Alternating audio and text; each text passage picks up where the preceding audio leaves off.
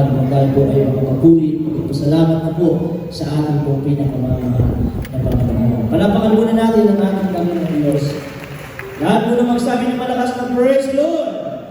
Puri ng Diyos, ang pangalan ng pinakamataas na pagpupuri, ang pagdakila, pagsamba, pagmulhati at pagpaparangal ay ating pinapaabot sa ating nag-isang Diyos na buhay sa matamis ang banal na pangalan ng ating pinakamamahal na Panginoon. Praise the Lord, and we give double honor, respect to the man of God and the prophet, our dear beloved Lord, parents of the Lord, our dear beloved pastor, evangelist, Julio Estrada Almeda, the entire prophet of our Lord Jesus, at sa ating beloved Lord as the pastor, Pino Comon Almeda, our dear beloved Mama Di, at sa lahat ng beloved Almeda children, and family, sa mga grandchildren, great-grandchildren ng ating dear beloved parents of the Lord, sa lahat ng ating mga beloved Lord and preachers, sa lahat ng ating mga beloved members, sa ating mga beloved musicians, sa lahat ng ating mga pakiran, mga minamahal, at sa ating mga baguhan, newcomers, welcome po kayo sa unay, banal na gawain ng ating pinakamamahal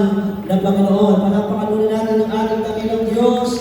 Hallelujah, praise the Lord. At tayo po mga minamahal ay tarami po sa ating pong pagpapasalamat sa ating dakilang Diyos para sa pagdiriwang po ng second anniversary Bible study sa lugar ito ng Tala, Caloocan City. Tuloy ng ating pinakamamahal na Panginoon sa lahat ng ating mga baguhan. Maaari kayo po ay manibago sapagat ang aming isinasagawa po na banal na gawain ng ating mahal na Panginoon ay merong pong pagpupuri at merong paghinda, merong pagpalakpak ng kamay, merong pagsigaw ng hallelujah, praise the Lord, merong mahabang oras na pagpupuri sa ating pinakamamahal na Panginoon.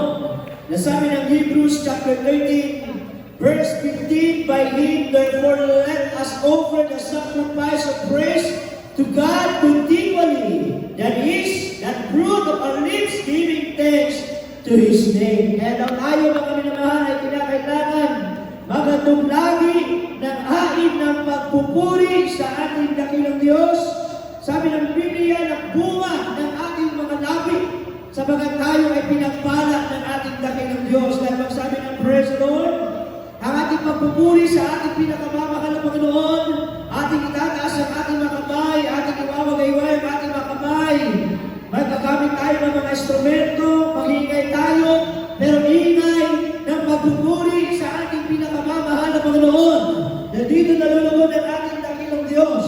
Dahil po sa ating mga baguhan na may meron mga sakit at karamdaman, habang kayo ay umiinak, sumasabay sa aming pagpupuri, bagamat hindi nyo alam ang aming inaawit, pero sa pamagitan ng pagpapalakpak, pagindak, sabi ng Biblia, mga minamahal, lagi tayong maghahandog ng pagpupuri sa kaninong pangalan, kundi walang iba sa pangalan ng ating pinakamamahal na Panginoon. Na pagsabi ng praise the Lord, sa pagpupuri sa mga ng Panginoon, ang inyong mga sakit at karamdaman, hindi nyo po mamamalayan. Yan ay pagagalingin na agad ng ating pinakamamahal na Panginoon. Everybody say praise the Lord. Sabi ng Psalms chapter 47, verse 1, clap your hands, O ye people, shout unto God with the voice of triumph. O ipagpagang inyong mga kamay, inyong lahat ng mga bayan, magsilaw kayo sa Diyos ng tinig ng pagtatagumpay. Lahat ng mga pinagpala ng Diyos, lahat mo na magsabi ng malakas na praise the Lord. Sa ating pagpupuri, napakalinaw, lahat ng ating gagawin niyo po ay nasa banal na kasulatan. Ipapalakpak natin ang ating mga kamay, mga minamahal. Na tayo matapos ay palakpak ang ating mga kamay, mga minamahal. Hallelujah, sa mga tayo ay pinagpala ng Diyos. Sabi sa Biblia, sa ating pagpupuri, sa ating malabang sa pagpalakpak ng ating mga kamay. Dito natin napapalugtan, at dito natin naluwalhati, at dito natin napaparangalan ang ating pinakamamahal na Panginoon. At magsabi ng praise the Lord, sa ating pagpupuri, sabi ng Biblia, ibibigay ng Diyos ang tagumpay sa ating palakpakan natin ang ating mahal na Panginoon. Ano bang sabi? Baka sa ating mga babukan, lalo po sa ating mga kapitbahay, naabot ng tinig nito. Bakit kailangan natin mag-ingay? Bakit kailangan natin gumamit ng mga halagang mga maingay na mga palugtog, mga minamahal? Dahil sabi ng Psalms chapter 150 verse 1,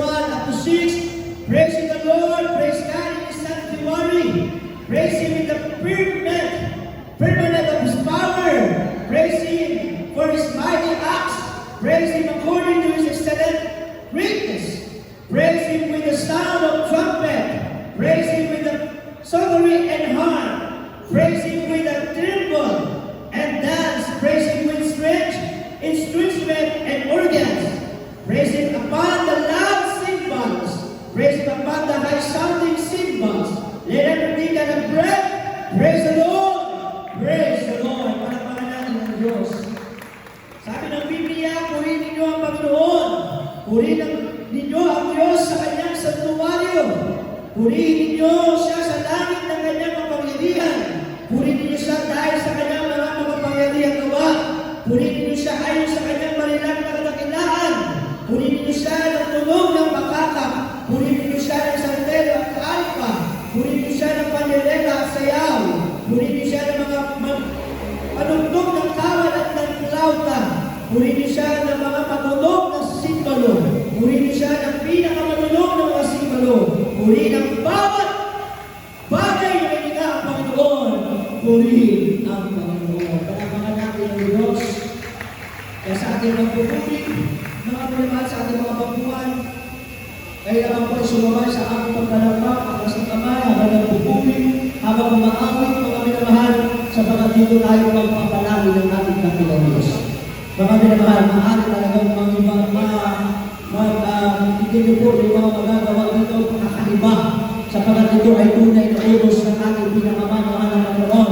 Sabi ng Biblia, pagkapos natin mapapurihan na pasalamatan ng Diyos, mga minamahal, but seek Him first, the kingdom of God and His righteousness, and all these things shall be added unto you. Pagkapos natin mapasalamatan, mapurihan ng mga Panginoon, ibibigay ng Diyos ang pagpapala na pagulan ng ating mga panalangin at pagdisyon ng pagpapalang binayad ng Diyos ng mga Diyos pisikal, lalo din sa lahat spiritual na pagpapala. Tayo po ay tumayo ng mga kamahal, tayo po ay manalangin sa ating mga pagbubugas ng ating pinagawa, pagbubugas ng ating pinagawa sa araw nito ng Martes, mga minamahal, sa pagdiriwang ng 20, or rather, second anniversary Bible study sa lugar nito.